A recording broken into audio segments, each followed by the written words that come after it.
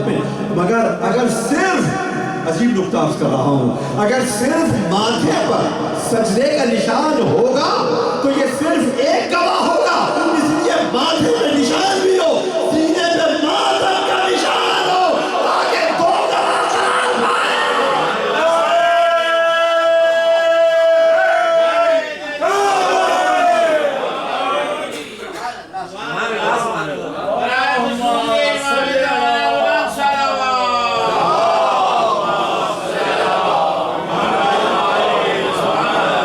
واقعات شہ مظلوم کو دہرائیں گے، اور میں اپنے بھائیوں سے کہوں گا جو ریلے کر رہے ہیں انٹرنیٹ پر کہ جب میری آواز اس پچ میں آ جائے کہ ہماری بہنوں کو سنائی نہ دے تو مجھے اشارہ کرنا، تو میں بیک ہو جاؤں گا مائک سے انشاءاللہ۔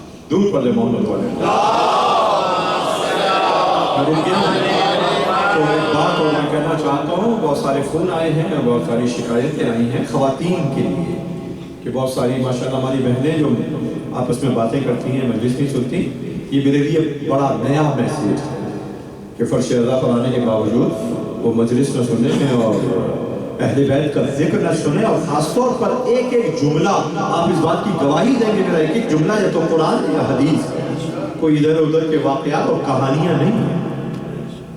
تو ہماری ان بہنوں کو چاہیے کہ وہ کم از کم ایام عزا کا احترام کریں، نمبر ایک ذکر حسین کا احترام کریں، قرآن مجید کی آیات کا احترام کریں، ان حدیثوں کا احترام کریں کہ جو ان مجلسوں میں پڑھی جا رہی ہیں، ورنہ یہی تمام باتیں حجت ان کے خلاف قرار پائیں۔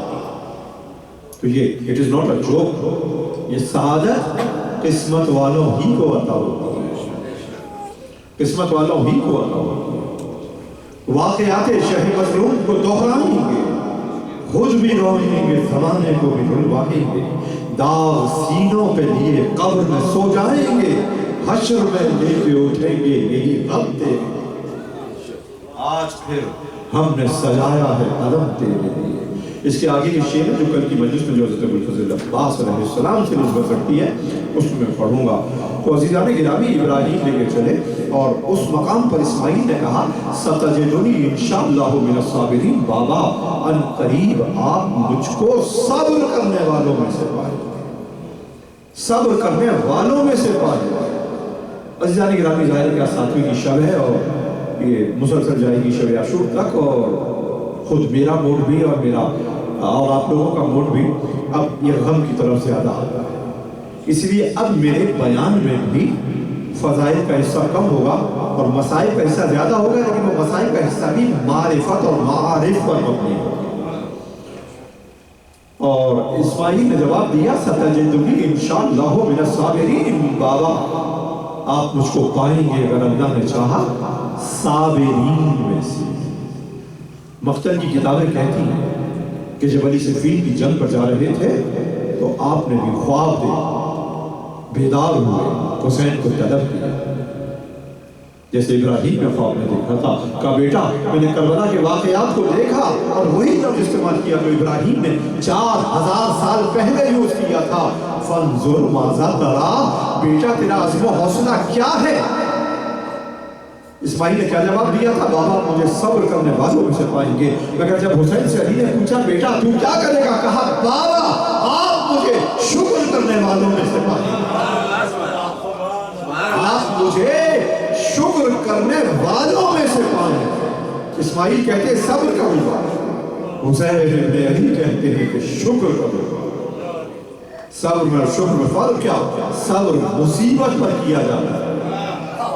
وقت کو بتانا چاہتا ہوں، آیت نہیں پڑھا ورنہ میں ڈیفائن کر دوں قرآن سے۔ صبر مصیبتوں پر کیا جاتا ہے، شکر نعمتوں پر کیا جاتا ہے۔ صبر مصیبت پر، شکر نعمت پر۔ اسماعیل اپنے ذبح کو ایک مصیبت جان کر صبر کر رہے ہیں، حسین اپنی شہادت کو ایک نعمت جان کر شکر کر رہے ہیں۔ آپ نے دیکھا کہ جن منزلوں پر اسماعیل صابر ہیں ان منزلوں پر حسین ابن علی شاکر ہے، ان منزلوں پر حسین شاکر ہے۔ اور ادھر قرآن نے امامت کی ایک علامت کو بیان کیا، وَجَعَلْنَاهُمْ أَئِمَّةً لَمَّا صَبَرُوا، ہم نے ان بندوں کو امام بنایا کہ جنہوں نے مصیبتوں میں صبر کیا۔ یہ قرآن کا معیار امامت ہے کہ جنہوں نے مصیبتوں میں صبر کیا وہ امام بنا گئے۔ تو آپ حضرات سے ایک سوال ہے کہ جو بندے مصیبتوں پہ صبر کریں امام بن جائیں، تو جو بندے مصیبتوں پر شکر کریں، جو بندے مصیبتوں پر شکر کر رہے ہوں وہ کس منزل امامت پر ہوں؟ جو منزل جو شہادت کو ایک نعمت الہی جان رہے ہوں وہ کس منزل امامت پر ہوں؟ عزیزان گرامی، 2 یا 3 آیتیں میں پڑھوں گا اور امام علی مقام کے علوم سے متعلق۔ ایک بات کو یاد رکھیے، یہ ظاہر ہے کہ میری ڈیپ اور ڈیپر تحقیقات ہیں احادیث اور تفاسیر اور تاریخ اسلام کی، کہ 2 بیٹے زہرا کے اور دونوں جنت کے جوانوں کے سردار، صرف جنتی نہیں، کیوں یہ جملہ کہہ رہا ہوں؟ اس میں ایک بڑا راز ہے کہ وہاں ایک حدیث فیبریکیٹڈ ہوئی، فلاں جنتی فلاں جنتی فلاں جنتی آپس میں جنگ بھی کر رہے تھے، ایک دوسرے کو قتل بھی کر رہے تھے، جو عشرہ مبشرہ والی حدیث سنائی جاتی ہے۔ جبکہ عجیب و غریب بات یہ ہے کہ یہ حدیث ان کی 6 کتابیں جو صحائف ستہ کہلاتی ہے، کہ جب ہم اہل بیت کے فضائل کو بیان کرتے ہیں پوچھتے ہیں صحائف ستہ میں ہے، ہم کہتے ہیں ہاں ہے، سنیے، ہم کہتے ہیں ہاں ہے، تو پوچھتے ہیں کہ صحیحین میں ہے، صحیحین بخاری اور مسلم کو ملا کر کہتے ہیں، تو کہتے ہیں جب ہم کہتے ہیں صحائف ستہ میں تو کہتے ہیں کہ صحیحین میں ہے، ہم کہتے ہیں ہاں ہے، تو پوچھتے ہیں صحیح بخاری میں ہے۔ آپ دیکھ رہے ہیں کہاں سے کہاں وہ جمپ لگاتے ہیں، مگر یہ حدیث جو بیان کی جا رہی ہے ریڈیو پہ، ٹی وی پہ، کتابوں میں، اخباروں میں، ایک عشرہ مبشرہ 10 لوگوں کو بشارت دی، اگر ہم نے مان بھی لی، پہلی بات تو یہ کہ یہ صحائف ستہ میں بھی نہیں ہے۔ اور عبداللہ بن سلام رسول کے صحابی، مدینے کے رہنے والے، یہودی تھے، مسلمان ہوئے، علم میں بڑا مقام تھا اس کا، عبداللہ بن سلام نے کہا انہی کی کتابوں میں کہ مجھے نہیں معلوم کہ اللہ کے رسول نے کسی کو جنت کی بشارت دی ہو، ہاں دی ہے تو یہ کہہ کر دی۔ تو عزیزان گرامی، صرف حسن و حسین کے بارے میں یہ نہیں کہا کہ یہ جنتی ہے، جنت کے جوانوں کے سردار، جنت کے جوانوں کے سردار ہیں، یہ کہہ کر بشارت دی۔ تو یہ دونوں بیٹے انہوں نے ایکیڈمک اور انٹلیکچولی ایک بہت بڑا دونوں کی کنٹریبیوشن ہے، یہ شاید آپ پہلی دفعہ سن رہے ہو۔ امام حسن علیہ السلام کے، امام حسین علیہ السلام کے 2 اہم کنٹریبیوشن ہیں تاریخ اسلام کے شہادت کے علاوہ، اور وہ کیا ہے؟ امام حسن علیہ السلام نے قرآن مجید کی ایک قسم کی تفسیر کی بنیاد رکھی۔ ابھی میں عرض کروں گا وہ کیا؟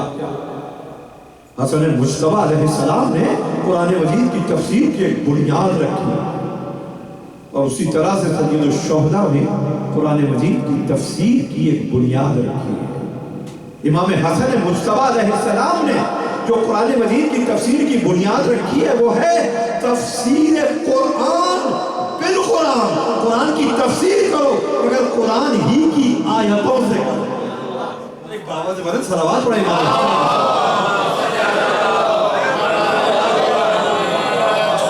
تفسیر قرآن بالقرآن، اس کی بنیادیں ہیں اور اس کی مثالیں ہیں۔ ہو سکتا ہے کہ میں آنے والے وقت میں ہو قرآن کی تفسیر قرآن ہی کی آیات کے حوالے سے، اس کی بنیاد امام حسن مجتبیٰ علیہ السلام نے رکھی، اور قرآن کی ایک تو ظاہر الفاظ ہے، سب کی بات ہے، قرآن کے ظاہر الفاظ، انہی ظاہری الفاظ کے حافظ ہیں لوگ، مگر امام حسین علیہ السلام نے قرآن کی دوسری قسم کی بنیاد رکھی، اور وہ یہ تھی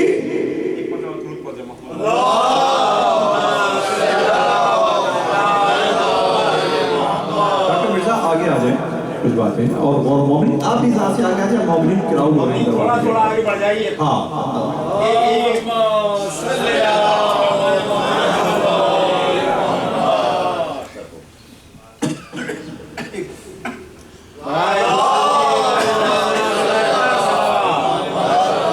मैं इस मंजिले कलाम पर आया कि इमाम हसन मुश्तबा अलैहिस्सलाम का और सैयद शुहदा का इल्मी एकेडमिक इंटेलेक्चुअल कंट्रीब्यूशन क्या है, कुरान से होता है। तो इमाम हसन मुश्तबा अलैहिस्सलाम ने कुरान की एक तफसीर की बुनियाद रखी, बाद में मुफस्सिरीन ने उस पर पेश किया, और वो थी तफसीरुल कुरान बिल कुरान, कुरान की तफसीर कुरान ही के हवाले से इमाम हसन मुश्तबा ने इसका और सैयद शुहदा अलैहिस्सलाम ने कुरान की एक दूसरी किस्म की तफसीर की बुनियाद और बेस रखा, और वो था कुरान के ज़ाहिरी नहीं, कुरान के बातिनी deeper layers of the meaning, Quran की बातिनी तफसीर हुसैन इब्न अली ने उसकी बुनियाद रखी। ये है मारिफ़े हुसैनी जो मेरा मौजू है। तो तीन हो सकता है मैं मिसालें आयात की अर्ज करूँ और फिर मैं मसाइल की तरफ जाऊँ। और जाने गिरामी, कुरान की आयत ये मशहूर आयत है, आपने भी सुनी है, अमूमन पढ़ी जाती है मिंबर से कि वमा खलक़तुल जिन्ना वल इंसा इल्ला लियअबुदून, मगर इसका अमूमी तर्जुमा गलत किया जाता है। कोई मोमिन बता दे मुझे, कोई हर्ज नहीं है, कि आयत का तर्जुमा क्या है। बहुत सुनी है आप लोगों ने, क्या तर्जुमा है आयत का? आपका क्या कुछ होगा जब मिंबर से यही तर्जुमा किया जाता है, बताइए। कहते हैं डॉक्टर साहब, कहते हैं मैंने जिन और इंसान और जिन दोनों को नहीं पैदा किया मगर इबादत। यही है ना तर्जुमा? नहीं, ये नहीं है, ये यही किया जाता है। इसलिए कि अगर ये तर्जुमा होता तो किसी इंसान की मजाल न थी कि वो इबादत ना करता। आप समझ रहे? किसी इंसान की जुर्रत ना होती कि वो इबादत ना करता।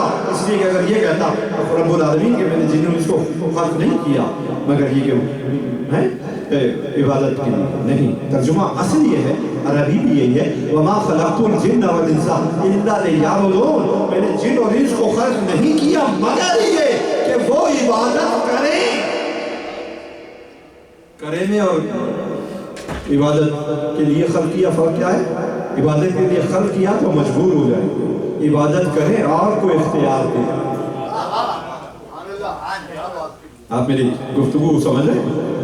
इल्ला लियअबुदून, मैंने जिन और इंस को नहीं खल्क किया मगर ये कि वो इबादत करें। यह है सही तर्जुमा।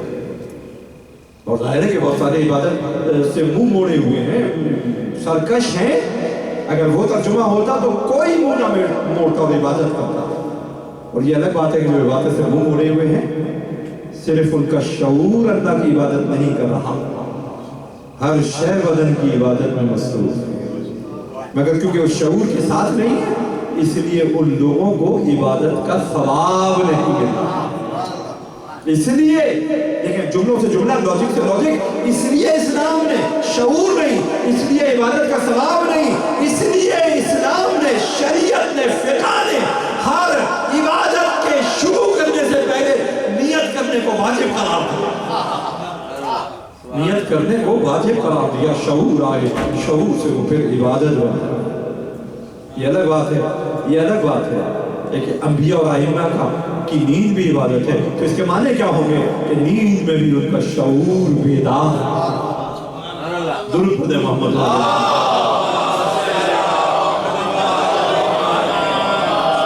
तो अज़ीज़ाने गिरामी, इमाम ने बातिनी तफसीर की। ये आयत थी कि मैंने जिन और इंस को खल्क नहीं किया मगर ये कि वो इबादत करे।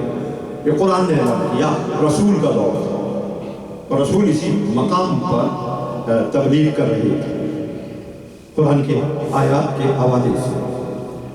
रसूल अल्लाह के बाद जब अमीरुल मोमिनीन का दौर आया, दूर पर यानी मैं दौरे खिलाफत की बात कर रहा हूँ, इमामत की नहीं, वो तो जारी है, कंटिन्यू था।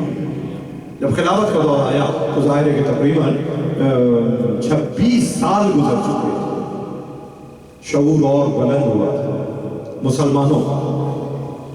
तो अमीरुल मोमिनीन में बड़े कोफा पर थे और किसी शख्स ने फिर पूछा, हालांकि बड़ी साफ आयत है, महकम आयत है, तर्जुमा वाज़ेह है, कम से कम उन अरबों के नज़दीक है, मगर उसके बावजूद उसने आकर अमीरुल मोमिनीन से पूछा, नहीं मालूम कि ये तालिब इल्म का सवाल था या अली के इल्म का इम्तहान था।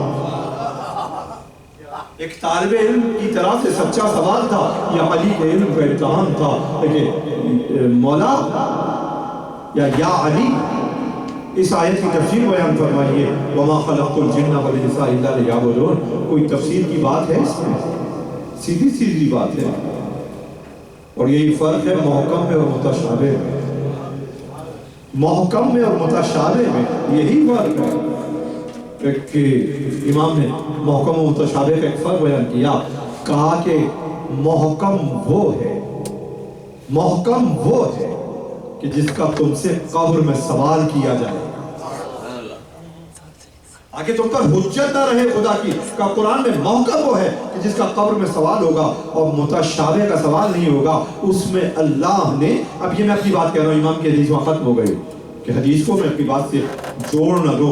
मैं अब कह रहा हूँ कि मुतशाबे आयात वही हैं कि जिनमें अल्लाह ने कुरान के नुज़ूल से क़यामत तक कायनात के उलूम को बयान किया, जो वक्त के साथ, अक्ल के डेवलपमेंट के साथ मुसलसल रिवील हो रही हैं, मुसलसल उनके माने आ रही हैं।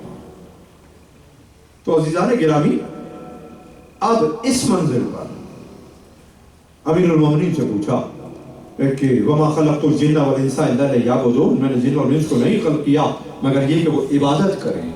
या अली इसके माने क्या है? सिर्फ एक लफ्ज़, एक लफ्ज़। कभी अली चाहे तो एक नुक्ते की तफसीर में, खुद आपका दावा था, एक नुक्ते की तफसीर में 70 ऊंटों का बार लाद दे। और कभी अली चाहे तो एक नहीं, बहुत सारी आयात की तफसीर सिर्फ एक लफ्ज़ में कर दें, एक लफ्ज़ में कर दें। तो उसने पूछा कि मैंने जिन और इंस को खल्क़ नहीं किया मगर ये कि वो इबादत करें।